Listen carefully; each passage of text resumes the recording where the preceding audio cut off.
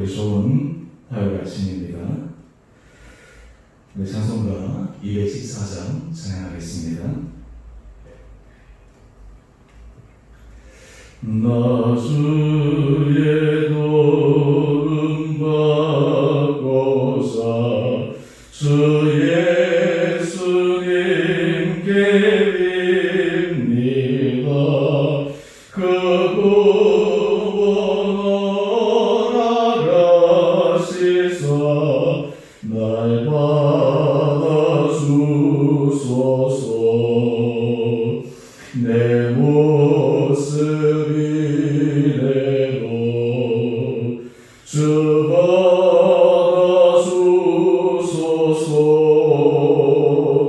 날 위해 돌아가신 주 날 받아주소서.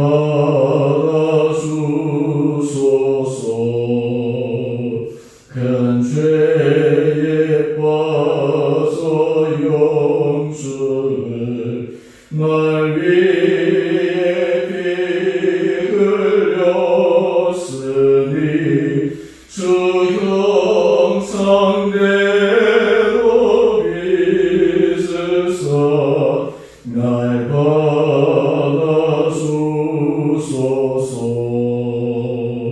내 모습 이래로 주 받아주소서.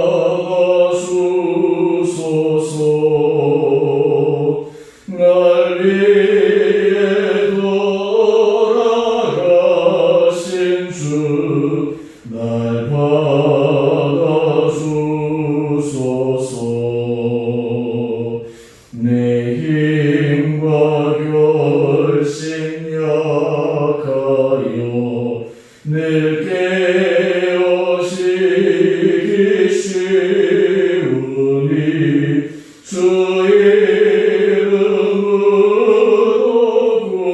구원해 날 받아주소서.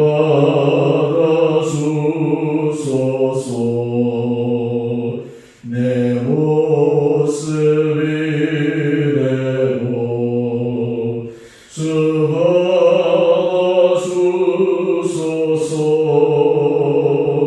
날 위해 돌아가신 주 날 받아주소서.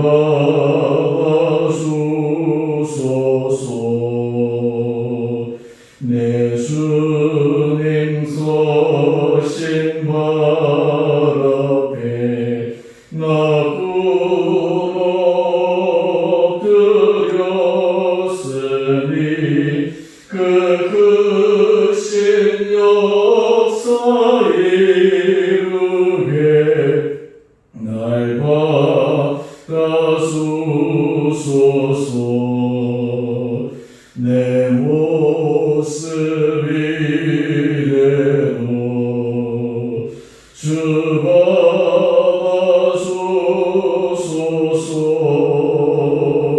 날 위해 돌아가신 주 날 받아주소서.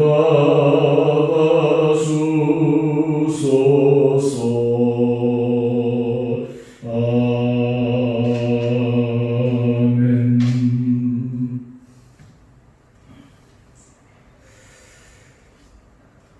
오늘 말씀 예레미야 38장 14절에서 28절까지 말씀입니다.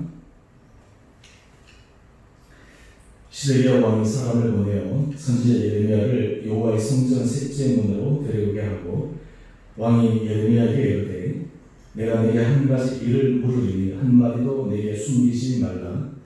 예레미야가 시드기야에게 이르되 내가 이 일을 왕에게 아시게 하여도 왕이 결코 나를 죽이지 아니하시리까?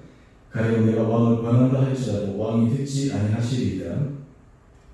시드기야 왕이 비밀히 예레미야에게 맹세하여 이르되 우리에게 이 영혼을 지으신 여호와께서 살아계심을 두고 맹세하니 내가 너를 죽이지도 아니하겠으며 내 생명을 찾는 그 사람들의 손에 넘기지도 아니하리라 하는지라.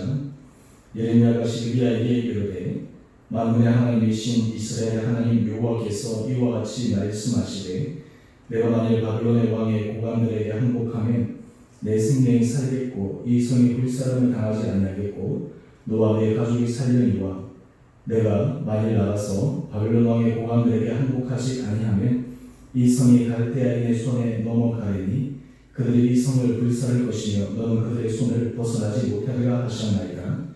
시드기야 왕이 예레미야에게 이르되 나는 갈대아인에게 항복한 유대인을 두려워한가? 염려하건대 갈대아인이 나를 그들의 손에 넘기면 그들이 나를 조롱할까 한가 하면서라. 예레미야가 이르되 그무리가 왕을 그들에게 넘기지 아니하리이다. 원하옵나니 내가 왕에게 아뢰는 바 여호와의 목소리에 순종하소서. 그리하면 왕이 복을 받아 생명을 보존하시리이다. 아멘. 오늘도 화요일 아침 하나님께서 여러 성도님 한 분 한 분들에게 은혜 더해 주시기를 원합니다. 우리의 삶이 주님께서 붙들어 주시는 보호의 손길로 인해 어떤 상황 가운데서도 견고해서 갈 수 있는 우리의 신령들 되기를 원합니다. 오늘 말씀은 시드기야 왕이 그가 내릴 수 있는 마지막 결단의 순간 앞에 하나님의 음성을 확인하는 장면을 보여주고 있습니다. 여러분, 우리는 흔히 하나님께서 내게 말씀하시면 그것이 분명하다면 나는 그 하나님의 말씀을 따를 순종의 자세가 되어 있다라고 자부할 때가 종종 있습니다. 그런데 거기에 한 가지 함정이 있습니다. 어떤 함정이 있느냐 하면 하나님께서 내게 말씀하실 때 이미 내가 갖고 있는 내 생각과 내 뜻과 하나님의 생각이 합치될 때는 내가 기꺼이 순종할 수 있는데 만약에 하나님의 뜻이 확실하다 하더라도 그것이 내 생각과 다를 때 또 그리고 나의 판단과 다를 때 그 하나님의 뜻이 확실한 것에 대해서 우리가 순종할 수 있느냐, 이것은 별개의 문제입니다. 다른 말로 하면 우리가 하나님의 뜻이 확실하다면 순종하겠습니다 라고 하는 그 말 이면에는 하나님께서 하시는 뜻이 내가 생각하는 것과 합치될 때에 나는 알겠습니다 라고 하는 그 전제가 있는지 없는지를 점검해 보는 것이 필요합니다. 우리가 인생을 살아갈 때 종종 우리는 이런 질문 앞에 서게 될 때가 있습니다. 특별히 우리가 인생을 살아갈 때 항상 이런 질문 앞에 서게 되지는 않지만 인생을 살아가다 보면 위기의 순간이나 때로는 우리가 정말 중요한 결정을 내려야 되는 그 순간 모든 것들을 다 내려놓고 정말 주님께서 말씀하신 그 음성에 내가 순종하기를 원하는 그때 정말 하나님의 말씀에 내가 온전히 따라갈 수 있는가? 오늘 우리가 시드기야 왕을 통해서 다시 한번 우리 마음을 점검하고 체크해 볼 수 있는 시간 되기를 원합니다. 오늘 시드기야 왕은 계속해서 예레미야 선지자가 자기의 목숨의 위협을 무릅쓰고 하나님의 말씀을 전합니다. 그 내용은 바로 갈대아인 바빌론에게 항복하라라는 것입니다. 시드기야 왕 주변의 신하들과 고관 대작들은 다 그것을 반대하고 있습니다. 그들은 애국의 힘을 의지해서 그 위기 상황을 벗어나려고 할 수 있는 모든 외교적인 방법을 동원하고 있습니다. 구원이 하나님에게 있다라고 하지만 그들은 그 구원이 마치 하나님께서 직접적으로 관여하시기보다는 다른 힘 있는 민족을 통해서 역사하실 것이라고 하는 자기들의 잘못된 신념에 근거해서 하나님의 뜻을 거스르고 있습니다. 이럴 때 시드기야 왕이 자기 안에도 혼란함이 일어났습니다. 그래서 예레미야를 조용히 부릅니다.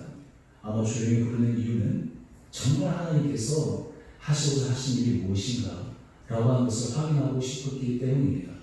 또 하나 예레미야를 부른 것은 그도 이 예레미야는 하나님께서 보내신 참된 선지자다 라고 하는 것을 그도 인지하고 있었기 때문입니다. 오늘 본문을 잠시 한번 살펴보시죠. 14절 보면 시드기야 왕이 사람을 보내어서 예레미야를 부릅니다. 그러면서 예레미야에게 이야기합니다. 내가 한 가지 중요한 것을 물을 텐데 가감 없이 하나님께서 하실 일을 내게 말하라 라고 이야기를 합니다. 그때 예레미야가 얘기합니다. 만약 하나님께서 하신 말씀을 그대로 전했을 때 왕이 나를 죽이지도 않고 또 그리고 왕이 나를 죽이고자 하는 사람들에게 넘기지도 않겠다라고 한다면 말하겠다라고 얘기합니다. 시드기야 왕이 거기에 대해서 안전을 당부합니다. 그러자 예레미야가 이야기를 합니다. 17절 이하의 말씀입니다. 우리 한번 보시죠. 중간절에 보시면 내가 만일 바벨론의 왕의 고관들에게 항복하면 내 생명이 살겠고 이 성이 불사름을 당하지 아니하겠고 너와 내 가족이 살려니와. 시드기야 왕이 바벨론에게 항복을 하면 자기의 생명과 가족들 살 뿐만 아니라 이 성이 불사름을 당하지 않고 많은 사상자들이 일어나지 않을 수 있는 길이 열린다라는 것입니다. 그에 반해서 18절 말씀을 한번 보십시오. 만약에 항복하지 않게 되면 시드기야는 바벨론 사람들의 손에 잡혀가고 그리고 이 성은 불사름을 당할 것이고 이 성에 많은 사람들이 살리고 당할 것이다 라고 이야기를 합니다. 시드기야가 이 말을 들었을 때 어떤 판단을 하게 될까요? 그가 왕으로서 자신의 생명과 가족의 생명의 보존도 중요하지만 자기 백성들의 안전도 중요한 것이지 않습니까? 그동안 항전을 하면서 많은 대가를 치렀는데 마지막에 다 죽을 수 없는 그런 상황에서 자신의 결단으로 인해서 사람의 생명을 살릴 수도 있는데 어떻게 해야 될까? 그래도 시드기야의 본 마음이 드러납니다. 그가 왜 하나님 말씀에 순종하지 못하는가? 바로 19절 말씀입니다. 19절 말씀을 보면 시드기야가 예레미야에게 이렇게 얘기합니다. 나는 갈대아인에게 항복한 유다인을 두려워하노라. 지금 시드기야는 바빌론에 항복하는 그 불욕적인 것도 자기가 싫어하지만 더 중요한 것은 내가 항복했을 때 이 갈대아 바벨론 사람들이 자기를 다른 유다인들의 손에 넘기게 되면 우리 19절 하반절을 한번 보십시오. 그 유대인들이 나를 조롱할까 하는지라. 자신의 왕을 인정하지도 않고 나를 넘겨버린 자신을 어떻게 대할까에 대한 두려움과 걱정이 앞섰습니다. 왕으로서 당연한 일입니다. 자기의 나라를 지키지 못하고 항복해버린다. 어떻게 백성들의 신임을 얻을 수가 있겠습니까? 항복한 다른 유다인들이 어떻게 백성을, 이 왕을 너희로 존중할 수가 있겠습니까? 그런데 예레미야가 다시 한번 시드기야에게 이야기를 합니다. 우리 20절 이하의 말씀입니다. 예레미야가 이르되 그 무리가 왕을 그들에게 넘기지 아니하리다. 넘기지 않는다라는 것입니다. 시드기야가 생각할 때는 이 바벨론 사람들을 믿지 못합니다. 그들이 분명히 유대인들에게 자신을 넘겨서 자신의 손으로는 피를 묻히지 않고 유대인들에 의해서 자신이 굴고 치를 것이다 라고 일반적인 예상을 하고 있는데 예레미야는 그들이 결코 넘기지 않겠다 라고 이야기를 합니다. 그러면서 예레미야가 시드기야에게 말합니다. 내가 왕에게 아뢰는 바 여호와의 목소리에 순종하소서. 지금 시드기야 앞에는 자신의 생각, 자신의 뜻과 다른 하나님의 말씀에 순종을 할 수 있는가 아니면 자기 생각대로 그대로 가는가 라고 하는 갈림길에 섰습니다. 예레미야는 마지막으로 시드기야에게 간청합니다. 하나님의 말씀에 순종하게 되면 수많은 굴욕적이고 어떤 의미에서 항복한 유다인들에 대한 조롱에 대한 두려움과 염려가 시드기야 왕에 있을지 모르겠지만 하나님께서 시드기야 왕을 지켜주시고 하나님께서 생명을 보존하시겠다라는 약속까지 주십니다. 여러분, 우리 하나님께서 하실 일에 대해서 참 신기한 것은 때로는 우리가 위기의 상황, 어려움의 상황을 따라갈 때 불구덩이 같은 곳에서도 하나님은 우리를 지키시는 피할 길을 열어주셨다라고 하는 것입니다. 이것이 하나님께서 하시는 일입니다. 때로는 우리가 생각과 다른 길을 하나님께서 걸어가게 하실 때 그것으로 우리의 인생이 끝이다 라고 생각하는 순간에도 하나님 말씀에 순종하며 가면 거기에는 또 다른 살 길이 있다라고 하는 것입니다. 그런데 오늘 본문 말씀은 여기까지 나왔기 때문에 그 다음 어떻게 되었을까? 우리가 오늘 말씀을 통해서는 알 수가 없습니다. 그런데 우리가 내일 말씀을 보게 되면 시드기야 왕이 이 예레미야의 말을 따르지 않았다라고 하는 것을 알게 됩니다. 오늘 이 시드기야 왕의 모습을 보면서 오늘 우리의 마음을 한번 체크해 봅시다. 여러분, 우리는 정말 하나님의 말씀에 순종할 수 있는 그런 마음의 준비가 되어 있습니까? 때로 하나님께서 내 생각과 부합한 길을 말씀하실 때도 우리가 기쁨으로 갈 수가 있지만, 때로 내 생각과 다른 길을 말씀하실 때조차도 우리는 그 말씀에 순종할 수 있는 마음의 자세가 되어 있습니까? 오늘 순종은 바로 하나님과 우리의 생각 사이의 간극 안에서 우리의 생각을 선택하는 것이 아니라 하나님의 뜻에 따라가는 것, 하나님께서 하시는 일을 믿고 신뢰하고 정말 어떤 의미에서 어두운 밤길에 그냥 한 걸음 한 걸음 내딛는 것처럼 그런 인생의 걸음을 걸어가는 것이 하나님께서 우리에게 원하시는 모습이 아닌가 생각해 봅니다. 그런 의미에서 우리가 하나님 앞에 순종은 단지 마음의 결단일 뿐만 아니라 그 순종을 듣고 그 하나님의 말씀을 듣고 하나님의 말씀을 실천해 갈 수 있는 따름이 필요합니다. 오늘 우리들의 삶 가운데는 이 따름이 있습니까? 하나님의 말씀을 행할 수 있는 그런 마음의 결단들이 필요합니까? 우리 신앙생활을 할 때 우리 신앙생활에 있어서 항상 잘하지 못하는 큰 문제는 우리가 하나님의 말씀을 순종한다라고 하면서 결정적인 순간 내 생각과 다르면 그 하나님의 말씀, 하나님의 뜻을 배척해버립니다. 그렇기 때문에 우리 안에는 구태여 당하지 않아도 될 그런 일들로 인해서 믿음의 훈련의 시간들을 소비할 때가 종종 있습니다.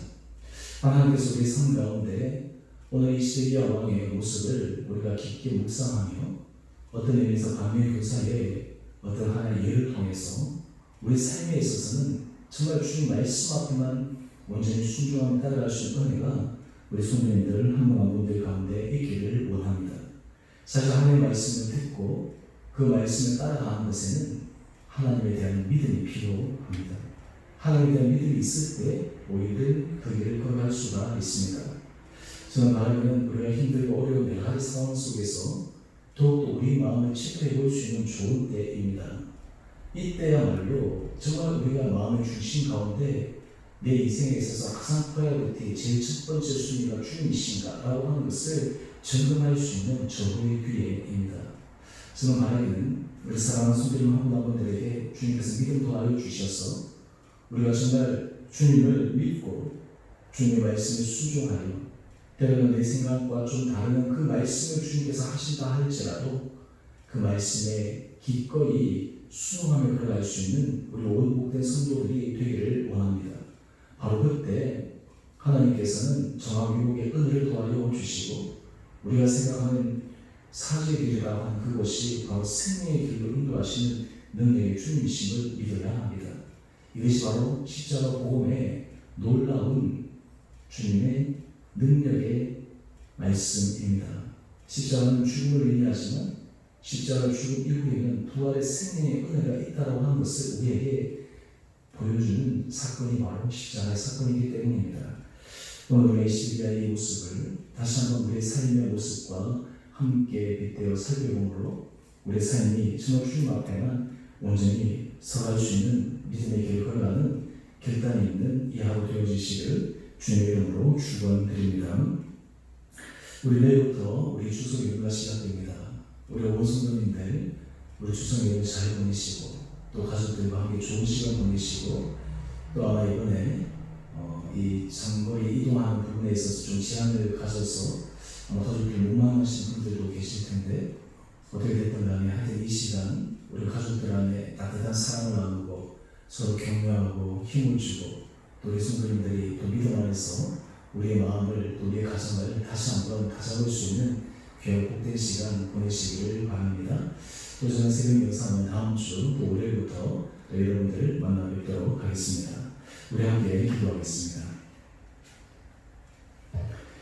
사랑해 주님 참으로 감사합니다. 오늘 시드기야 왕의 하나님의 말씀을 듣는 것과 나름의 갈림길 앞에 우리의 마음이 정말 하나님의 뜻을 알고 그 하나님의 뜻을 따라갈 수 있는 믿음의 모습인지를 점검하기를 원합니다. 우리 사랑하는 온 성도들 한 분 한 분들을 주님께서 붙들어 주시고 복 주셔서 우리가 정말 주의 말씀에만 따라갈 수 있는 믿음 도하여 주시고 때로 우리의 생각과 우리의 뜻과 우리의 계획과 은하는 그 순간에서도 주님이 우리를 위해 또 우리와 함께 하실 놀라운 계획이 있음을 우리가 마음으로 인정하고 받아들임으로 기꺼이 그 길을 걸어갈 수 있는 은혜가 우리 온 성도들에게 있게 하여 주옵소서.